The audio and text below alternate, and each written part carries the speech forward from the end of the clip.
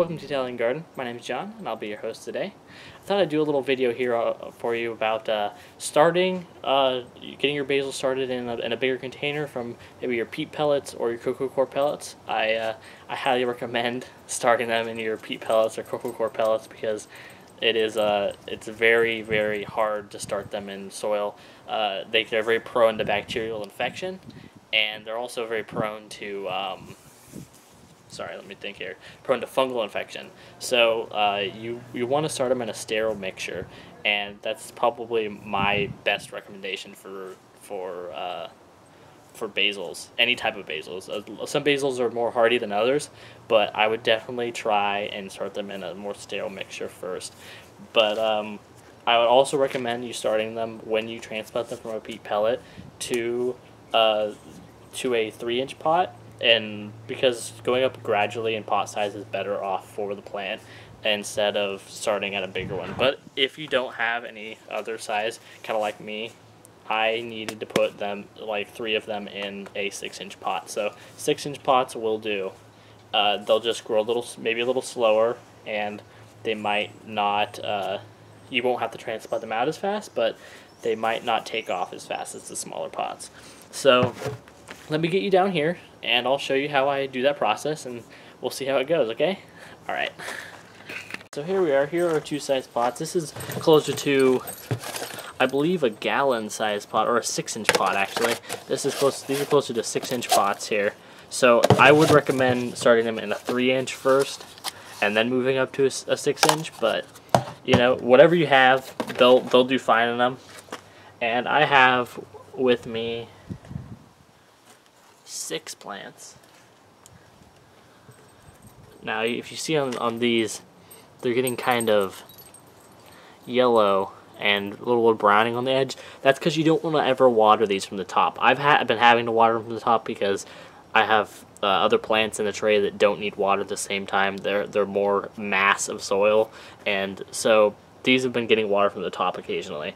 You don't really want to water basil from the top due to the fact that they're really prone to disease, and they're really very sensitive to fungus on the leaves and bacterial diseases on the leaves. So water from the bottom whenever possible with basil, or when watering from the top, try and water very closely to the soil and try to get it all around. Otherwise, I've found every single time, especially with the lime basil I have, they really just they hate top watering.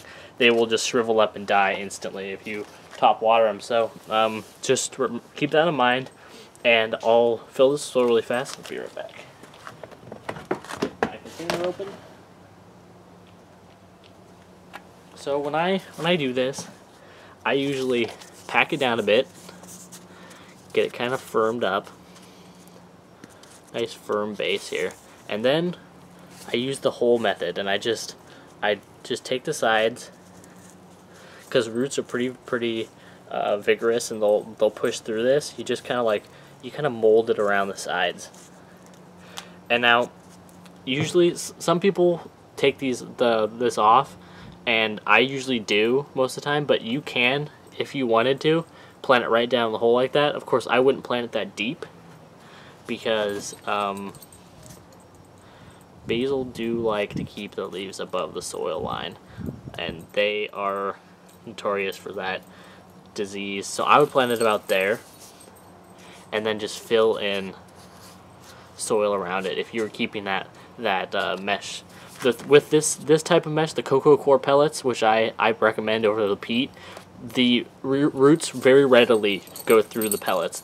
It's a very coarse, not very fine mesh, so the roots just easily penetrate it. So you really don't have to take this away because they'll grow through. It's not really that big of a deal, and they don't really wick away moisture like a peat pellet skin would. So that would be fine. I would literally just be completely okay with that.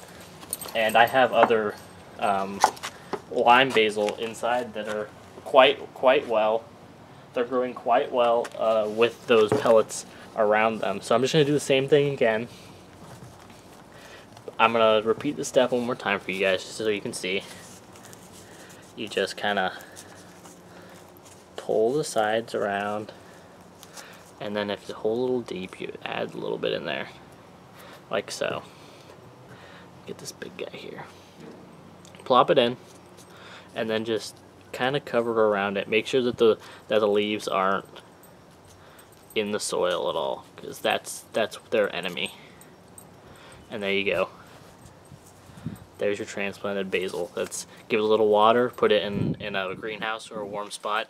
Don't plant these out until it's at least, 45 degrees to 50 degrees outside. They really don't like the cold very much, and they will shrivel up and die. So that's that, guys. I'm gonna do the rest of these kind of off camera. You've gotten the gist of it. Hope you've learned a couple things. Please like, comment, subscribe, and I'll see you guys next time. Everybody have a great week. Okay, bye.